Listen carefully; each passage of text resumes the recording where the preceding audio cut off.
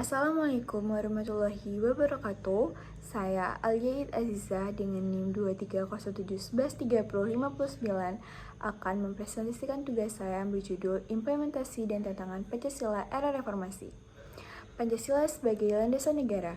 Pancasila adalah suatu ideologi dan dasar negara Indonesia yang menjadi landasan dari segala keputusan bangsa dan mencerminkan kepribadian bangsa Indonesia. Dengan kata lain, Pancasila adalah dasar dalam mengatur pemerintahan negara Indonesia yang mengutamakan semua komponen di seluruh wilayah Indonesia. Latar belakang terbentuknya era reformasi yaitu Pancasila yang pada dasarnya merupakan sumber nilai dasar moral etik bagi negara dan aparat pelaksana negara digunakan sebagai alat legitimasi politik. Semua tindakan dan kebijakan mengatasnamakan Pancasila. Kenyataannya, tindakan dan kebijakan tersebut sangat bertentangan dengan Pancasila. Puncaknya ditandai dengan hancurnya ekonomi nasional sehingga muncullah pergerakan masyarakat yang menuntut adanya reformasi di segala bidang hukum. Reformasi adalah suatu pembaruan yang lebih baik di bidang sosial, politik, agama, dan lain sebagainya. Reformasi yang bergulir di Indonesia dimotori oleh mahasiswa dan tokoh-tokoh bangsa Indonesia yang merasa bahwa krisis ekonomi telah membawa krisis yang lebih besar seperti krisis politik. Oleh karena itu, puncaknya ditandai dengan hancurnya ekonomi, di mana terjadi awal dari gerakan reformasi ditandai dengan mundurnya Presiden Soeharto pada tanggal 21 Mei 1998 yang kemudian digantikan oleh Profesor Dr. B.J. Habibie. Proses reformasi ini telah memakan banyak korban yang berguguran. Contohnya itu mahasiswa Trisakti yang menjadi korban Semanggi dan pemberontakan yang runtal yang menyebabkan penjarahan, pemerkosaan, dan perusakan fasilitas-fasilitas umum di Indonesia. Penerapan Pancasila di masa reformasi dimulai pada masa pemerintahan B.J. Habibie. Baharudin Yusuf Habibie merupakan wakil presiden di masa pemerintahan Presiden Soeharto.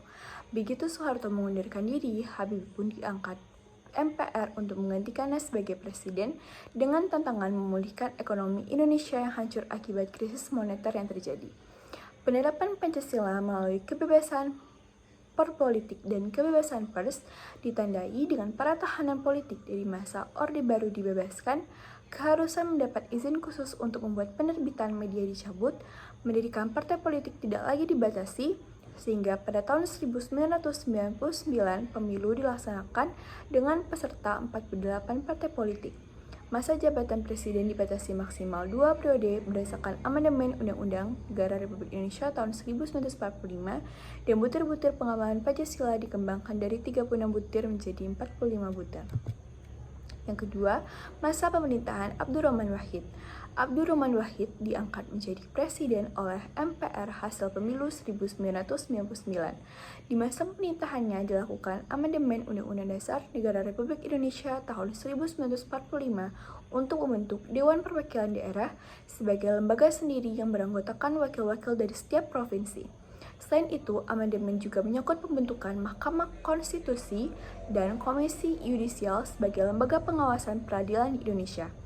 Penerapan nilai Pancasila di masa kepemimpinan Abdurrahman Wahid banyak dipuji terkait penghargaan keberagaman dan pluralisme.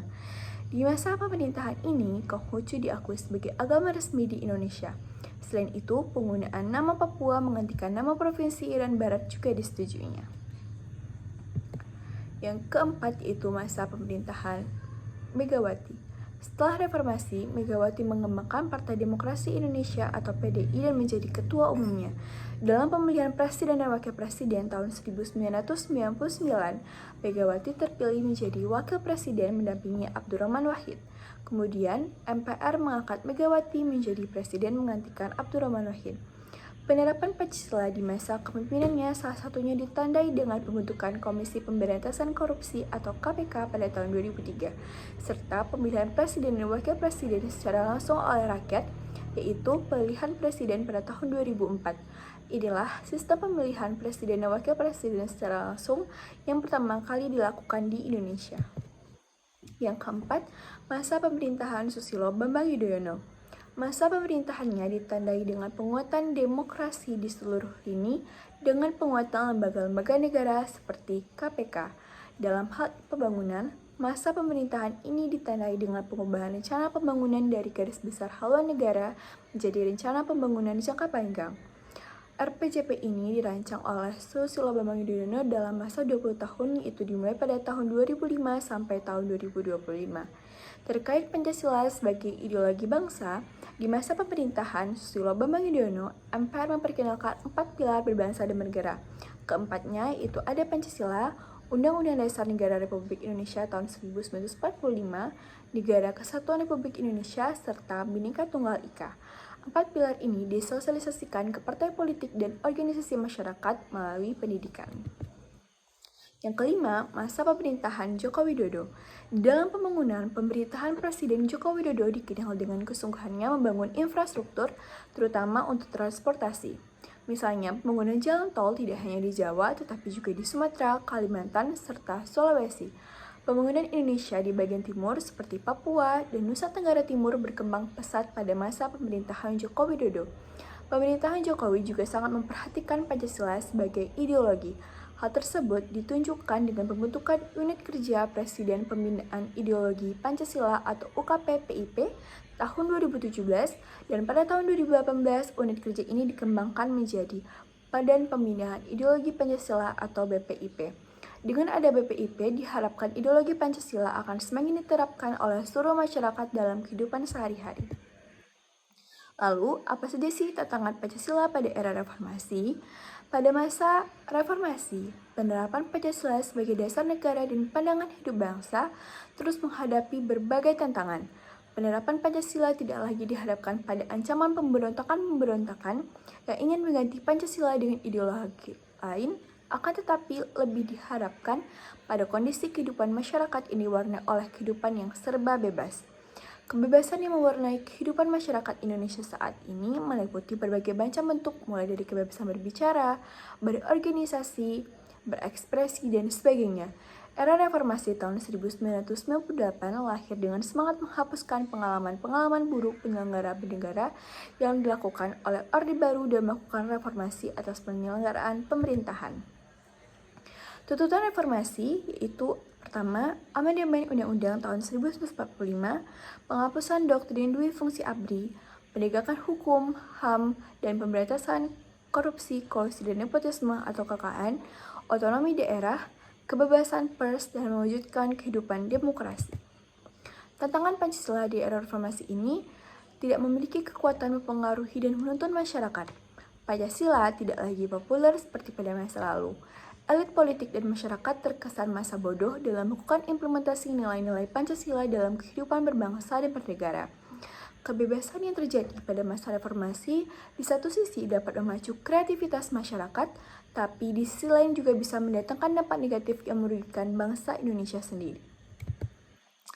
Banyak hal negatif yang timbul sebagai akibat penerapan konsep kebebasan yang tanpa batas, seperti munculnya pergaulan bebas, pola komunikasi yang tidak beretika dapat memicu terjadinya perpecahan, demo yang anarkis, saling hujat di media sosial, banyaknya pemberitaan yang tidak mendidik. Tantangan lain dalam penerapan Pancasila di era reformasi adalah menurunnya rasa persatuan dan kesatuan di antara sesama warga bangsa saat ini adalah ditandai dengan adanya konflik di berbagai daerah, tawuran antar pelajar, tindak kekerasan yang dijadikan sebagai alat untuk menyelesaikan permasalahan, dan sebagainya. Lalu, bagaimana sih solusi yang bisa dilakukan untuk mengurangi tantangan Pancasila tersebut? Yang pertama, tantangan Pancasila berasal dari dalam maupun dari luar. Oleh karena itu, perlunya penciptaan ruang-ruang publik agar masyarakat, khususnya generasi muda dari berbagai daerah, dapat saling berdiskusi tentang makna Pancasila yang beragam hingga mampu mendorong pada suatu penciptaan ide agar Pancasila dapat dipahami, dikenal, serta diimplementasikan dalam kehidupan masyarakat Indonesia. Yang kedua, Pancasila sebagai dasar negara, ideologi bangsa tidak bisa dipandang sebagai romantisme historis saja, tetapi harus dipandang sebagai fakta real dan kebutuhan sebagai instrumen pemersatu bangsa. Yang ketiga, implementasi nilai-nilai Pancasila dalam mencegah tindak radikalisme harus dilakukan dengan political will yang kuat dari seluruh komponen bangsa agar tercapai hasil yang efektif dan berkelanjutan. Yang keempat, Strategi deradikalisasi harus dilakukan dalam kerangka rule of law, sehingga tidak terjadi penyimpangan yang dapat melanggar nilai-nilai Pancasila itu sendiri. Sekian, terima kasih.